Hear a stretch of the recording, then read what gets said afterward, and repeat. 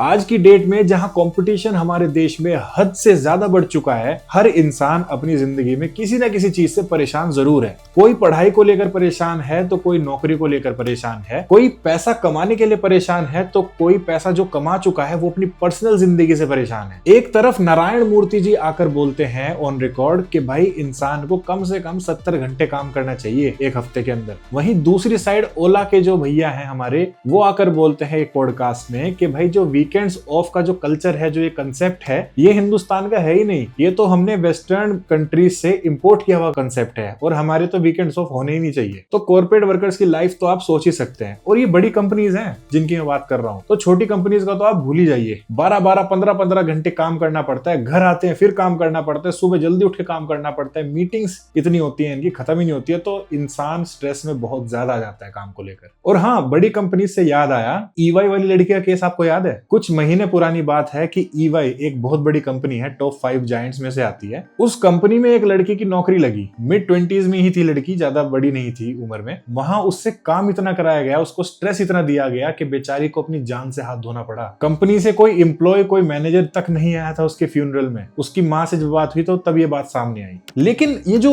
Stress है, ये depression है, ये एंग्जाइटी है, या फिर एक बहुत कॉमन वर्ड है जिसको कहते हैं टेंशन, ये शुरुआत कहां से होती है इस चीज की? ये आती कहां से? इसकी चीज की शुरुआत कहां से होती है? सिम्टम्स क्या होते हैं इसके? अब जब इस वीडियो को बनाने के लिए मैंने इस बारे में रिसर्च की तो पता लगा कि 2-4 सिम्टम्स तो मुझ में खुद में है। मैं अपने आप को फिट समझता था और पता लगा कि 2-4 सिम्टम्स मुझ में खुद में है। ऐसा पता है क्यों है? ऐसा इसलिए है कि एज अ सोसाइटी हमारे बीच में इस चीज की नॉलेज है जीरो।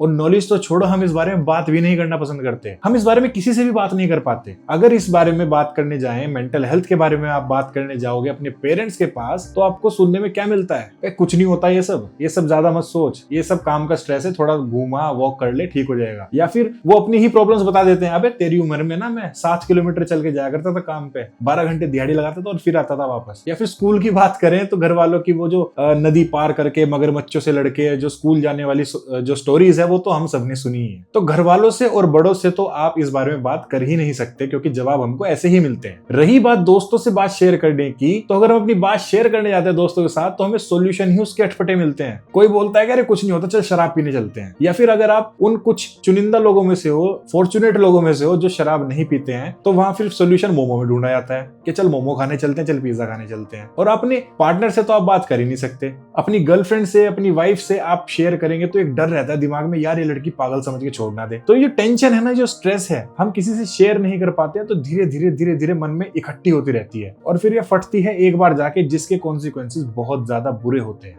कुछ केसेस में तो डेथ भी हो जाती है। लेकिन ये मेंटल इलनेस हमारी सोसाइटी में टैबू क्यों है? हम क्यों इस बारे में बात नहीं करना चाहते हैं? जब कहीं फ्रैक्चर होता है तो हम उस पर गेट वेल सून लिखवाते हैं अपने दोस्तों से, अपने चाहने वालों से। डायबिटीज की दवाइयां, हार्ट की दवाइयां, हर चीज की दवाइयां हम दोस्तों रिश्तेदारों को ऐसे दिखाते हैं कि भाई मेरा तो इलाज चल रहा है। वहीं अगर बात आ जाए मेंटल इलनेस की, तो हम ऐसे रिएक्ट करते हैं जैसे दिमाग हमारे शरीर का पार्ट ही नहीं है, और जबकि मोस्ट इंपॉर्टेंट पार्ट है आपका शरीर का दिमाग। आपका ब्रेन आपकी बॉडी का CPU है, सब चीज दिमाग से चलती है। तो चलिए इस वीडियो में जानने की कोशिश करते हैं कि ऐसा क्यों है हमारी सोसाइटी में, और अगर है तो उसको हम सोल्व कैसे कर सकते हैं, कैसे हम अवेयरनेस फैला सकते हैं हमारी सोसाइटी में मेंटल हेल्थ के लिए। आइए दोस्तों जानते हैं इस वीडियो में।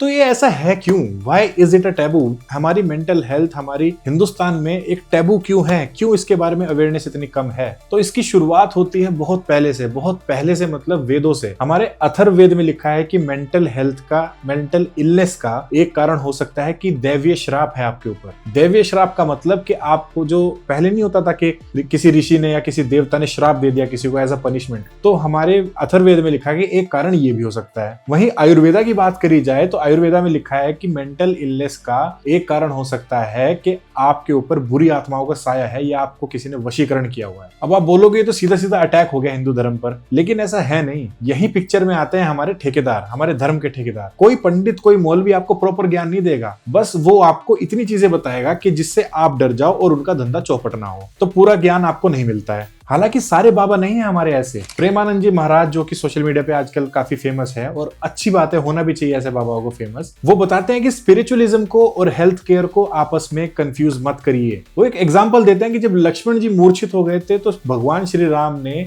हनुमान जी को संजीवनी बूटी लाने के लिए भेजा था, जो कि एक औषधि थी, जो कि एक दवाई थी। अगर इन चीजों से, इन तंत्र मंत्र से ये चीजें ठीक हुआ करती तो वो तो खुद भगवान थे, उनको क्या जरूरत थी दवाई की। दूसरी बात करते हैं आयुर्वेदा की। हमारे लोकप्रिय बाबा रामदेव, जो कि आयुर्वेदा के ठेकेदार बने बैठे हुए हैं आज की डेट में हमारे इंडिया में, और मेरे होम टाउन के पास उनके बहुत काफी फैले हुए आश्रम भी हैं, एकड़ में फैले हुए हैं। वो बोलते हैं कि मेंटली और फिजिकली फिट रहने का एकमात्र ऑप्शन है, वो है आयुर्वेदा। वो भर भर के गालियां देते हैं एलोपैथी को और क्रिटिसाइज करते हैं हमारी दवाइयों को, जो कि इंग्लिश मेडिसिन जिसको हम बोलते हैं कॉमनली। वहीं दूसरी ओर जब आचार्य बालकृष्ण, उनकी जब चेस्ट में पेन हुआ, उनके जब लगा कि उनको हैवीनेस लगी, चेस्ट में पेन हुआ, तो वो जाकर एडमिट हो जाते हैं एम्स के आईसीयू में। एम्स ऋषिकेश की बात है ये, और वहां उनका वही डॉक्टर इलाज करते हैं जिनको ये बाबा रामदेव भर भर के गालियां देते हैं। तो दिख गए आपको इनके डबल स्टैंडर्ड्स। ये सिर्फ आपको आयुर्वेदा को लेकर आपका माइंड मैनिपुलेट करते हैं, और वो भी सिर्फ अपने फायदे के लिए। कोरोनिल वाला इंसिडेंट आपको याद है, कैसे इन्होंने मीडिया पर आकर एकदम से क्लेम कर दिया था कि हमने कोविड-19 का इलाज ढूंढ लिया है, और फिर बाद में प्रूव भी हो गया था कि गलत है। तो ये आपको सिर्फ मैनिपुलेट करते हैं, कई हजार करोड़ कमा के चले जाते हैं, और आप और मैं गुमराह हो जाते हैं। देखिए, ये चीजें बताने का सीधा सीधा मेरा तात्पर्य ये है, मेरा मतलब ये है कि दुनिया साइंस के साथ मंगल ग्रह पर पहुंच गई है। हमारा हिंदुस्तान भी पहुंच गया है 2 बार चांद पर, और हम आज भी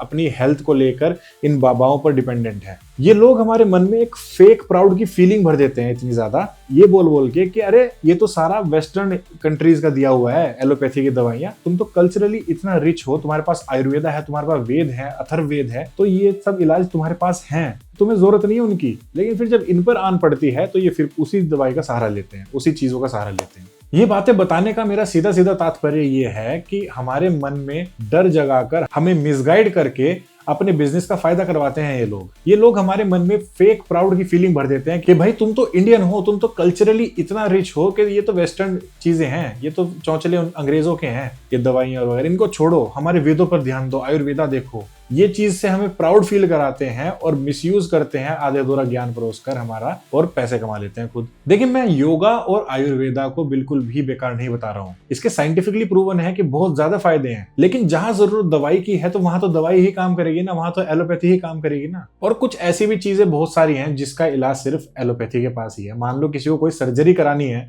तो वो आयुर्वेदिक डॉक्टर के पास थोड़ी जाएगा, वो तो एलोपैथिक डॉक्टर के पास ही जाएगा ना, हॉस्पिटल में जाएगा वो तो इलाज कराने। ये कहाँ जाते हैं? ये भी वहीं जाते हैं। दूसरा कारण है हमारा कल्चर और सोसाइटी का माइंडसेट। एक रियल लाइफ केस लेते हैं, ऋतु जो कि दिल्ली की रहने वाली हैं और एक एमएनसी में काम करती हैं। जब उनको लगा कि उनको एंजाइटी की प्रॉब्लम हो रही है तो उन्होंने अपने पेरेंट्स से बात की। उनके पेरेंट्स ने सुनते ही बोला, अरे काम का प्रेशर है, कुछ नहीं, चिल करना सीख। जब ऋतु ने आगे समझाने की कोशिश की कि नहीं पापा, सीरियस प्रॉब्लम है और मैं थेरेपी लेने की सोच रही हूँ, तो उसके पापा ने बोला, अरे पागल है क्या, लोग क्या कहेंगे।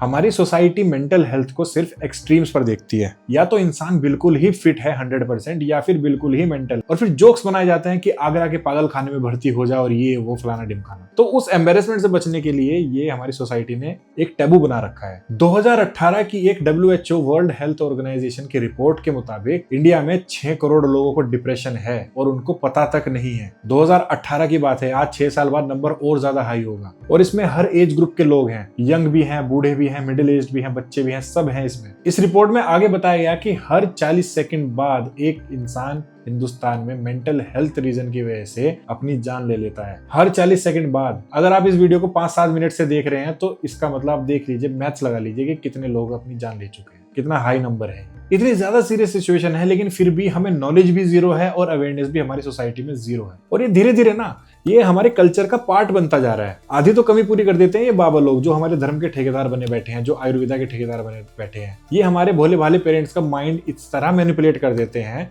कि हमारे कल्चर का पार्ट बन जाता है। अच्छा, बची कुछ जो कसर होती है वो हमारी मीडिया और मूवीज पूरी कर देती है। मीडिया तो आज की डेट में देखो धर्म के नाम की पॉलिटिक्स दिखाती है, बिग बॉस के घर में क्या हो रहा है ये दिखाती है, तो मेन मुद्दे तो मीडिया से आप उम्मीद मत करो, टीवी मीडिया से, कि वो शेयर करेगी। और मूवीज का ऐसा है कि अगर किसी कैरेक्टर को मेंटली इल दिखाना होगा तो उसके हाथ पैर बांध देंगे, उसको व्हाइट कपड़ों में उसको एक जैकेट आती है जो जिससे हाथ बंधे रहते हैं, उसमें बिठाकर दिखा देते हैं कि मेंटल हॉस्पिटल के कोने में पड़े हुए, और वहीं से माइंडसेट एक फ्रेम हो जाता है कि मेंटल प्रॉब्लम मतलब मेंटल हॉस्पिटल मतलब पागल बिल्कुल। और ये ना सालों साल होता आ रहा है, हर मूवी में दिखा देते हैं ऐसे। तो ये अब एक हमारे कल्चर का बहुत बड़ा पार्ट बन चुका है। लेकिन हाँ, एक मूवी है डियर जिंदगी, मेरी फेवरेट मूवी है वो। आप प्लीज अगर आपने नहीं देखी तो प्लीज देखना उस मूवी को, नेटफ्लिक्स पे अवेलेबल है। वो मूवी बहुत अच्छी है, खुद देखिए, अपने पेरेंट्स को दिखाइए अगर आपके पेरेंट्स मूवी देखने का शौक रखते हैं। उस मूवी में बहुत अच्छे से बताया गया है मेंटल हेल्थ के बारे में, एक अवेयरनेस स्प्रेड करने की कोशिश की गई है।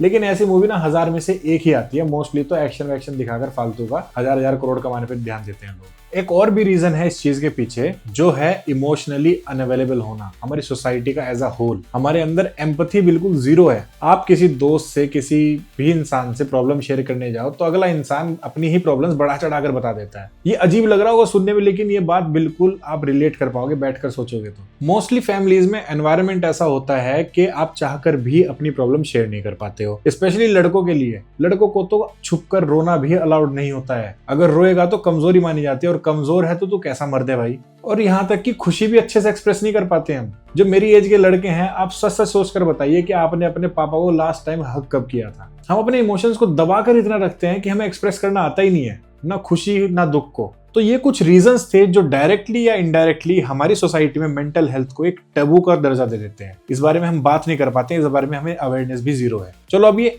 एस्टेब्लिश तो हो गया कि मेंटल हेल्थ हमारी सोसाइटी में एक टैबू है। इससे हमें क्या फर्क पड़ रहा है, क्या इफेक्ट्स हैं इसके, तो आइए उसके बारे में बात करते हैं। तो एक रिपोर्ट आई थी 2021 में एनसीआरबी की, नेशनल क्राइम रिपोर्ट ब्यूरो की। 1,60,000 लोगों ने अपनी जान ले ली और बहुत से लोग ड्रग एडिक्ट्स बन गए, अल्कोहलिक्स बन गए, सिर्फ मेंटल हेल्थ की वजह से। मतलब जिस चीज का इलाज हम दारू में, हम मोमोज में, हम गेड़ी में ढूंढ रहे थे, वो इतनी हानिकारक है कि 1,60,000 लोगों ने 2021 में अपनी जान ले ली। अब आप ये सोचेंगे कि यार 150 करोड़ की हमारी जनता है, हमारी पॉपुलेशन है, तो उसका 1,60,000 तो बहुत छोटा रेशो है। ये तो सिर्फ सीवियर केसेस में होता होगा। तो चलिए एक और रिपोर्ट शेयर करता हूं आपके साथ। एक आर्टिकल जो साउथोनॉमिक्स ने शेयर किया था 2023 में, उसके अकॉर्डिंगली हर 7 में से एक इंडिविजुअल हमारे हिंदुस्तान में working professional, young working professional, mental health से रिलेटेड प्रॉब्लम से जूझ रहा है। हर 7 में से एक। अभी तो और सुनिए, द इकोनॉमिक टाइम्स ने एक आर्टिकल पब्लिश किया था जिसमें उन्होंने बताया था कि 4 में से एक वर्किंग प्रोफेशनल, हमारा हर 4 में से एक वर्किंग प्रोफेशनल अपनी मेंटल हेल्थ के बारे में बात ही नहीं कर पाते। हमारे देश का कॉन्फिडेंट जवान युवा इतना कॉन्फिडेंट भी नहीं है कि अपने बारे में बात कर पाए, अपने बारे में ओपन अप कर पाए वो चीजों को लेकर। अच्छा, जो आर्टिकल्स हैं, जो डेटा में यूज कर रहा हूं, इन सब के लिंक मैंने आपको डिस्क्रिप्शन में दिए हुए हैं। आप खुद से जाकर अपनी रिसर्च कीजिए, खुद से पढ़िए इस बारे में। तो जो स्टूडेंट्स, वर्किंग प्रोफेशनल्स, पेरेंट्स, बच्चे, बूढ़े, सब इस टैबू के दलदल में धंसते जा रहे हैं और हमारी प्रोफेशनल और पर्सनल दोनों लाइफ की बैंड बज चुकी है। अच्छा, हमारे पेरेंट्स की मेंटल हेल्थ के बारे में मैंने एक वीडियो में बात की थी, आप मेरे चैनल पे देख सकते हैं जाकर, लास्ट वीडियो है और लिंक आपको इस वीडियो का यहाँ मिल जाएगा, तो आप वहां जाकर देख सकते हैं। अब आप बोलोगे भाई प्रॉब्लम बता दी, इफेक्ट्स बता दिए, रीजंस बता दिए, अब सोल्यूशन भी तो बता इसका। बिल्कुल बताऊंगा दोस्तों, बहुत आसान है और मुश्किल भी है। 3 स्टेप का प्रोसेस है दोस्तों, learn, talk and spread the awareness. पहला स्टेप है लर्न, पढ़िए, जानिए इस बारे में, मेंटल हेल्थ के बारे में जानिए अच्छे वेरीफाइड और ऑथेंटिक सोर्सेज से। ये व्हाट्सएप के चक्कर में मत पढ़ना, बेकार जगह है। अच्छे सोर्सेज से जानिए, पढ़िए मेंटल हेल्थ के बारे में और नॉलेज गेन कीजिए इस चीज की। दूसरा स्टेप है टॉक, बात कीजिए दोस्तों से, अपने पेरेंट्स से, अपने कजन से, रिश्तेदारों से, सबसे बात कीजिए कि भाई मेंटल हेल्थ के बारे में बात करना बहुत ज्यादा जरूरी है। इस टैबू को ब्रेक करने की बहुत ज्यादा जरूरत है हमें आज की डेट में। और तीसरा स्टेप तो अपने आप ही फुलफिल हो जाएगा जब आप इस बारे में बात करेंगे। तीसरा स्टेप जो कि है स्प्रेड द वर्ड, यानी अवेयरनेस स्प्रेड कीजिए, तो वो अपने आप हो जाएगा जब आप बात करने इस बारे में स्टार्ट करेंगे। तो ट्राई कीजिए अपने पेरेंट्स से बात करने का, उनको समझाने की कोशिश कीजिए उनको, और उनको भी नॉलेज प्रोवाइड करने की कोशिश कीजिए। दोस्तों से बात करने की कोशिश कीजिए। हाँ, मैं जानता हूँ ये इतना इजी नहीं होने वाला है, बहुत टफ स्टेप है, क्योंकि आज की डेट में ईगो ही सब में इतनी ज्यादा भरी पड़ी है कि कोई किसी की बात सुनने को राजी नहीं है। लेकिन ट्राई कीजिए और अवेयरनेस फैलाइए इस चीज के बारे में। उस अवेयरनेस की हमें बहुत ज्यादा जरूरत है दोस्तों। और हाँ, मैंने एक वीडियो बनाई थी पेरेंट्स की मेंटल हेल्थ के बारे में, आप वो मेरे चैनल पे जाकर देख सकते हैं। लास्ट वीडियो है, लिंक भी मैं दे दूंगा यहाँ पर आई बटन में। उस वीडियो को जरूर चेकआउट कीजिएगा और इस वीडियो को ज्यादा से ज्यादा शेयर कीजिए। अवेयरनेस बढ़ाने का एक स्टेप ये भी हो सकता है, अपने दोस्तों के साथ शेयर कीजिए, सब्सक्राइब कर दीजिए चैनल को, क्योंकि मैं ऐसे टॉपिक्स पे और भी वीडियोस बनाता रहता हूँ। I'll see you guys in the next videos and till then think about it.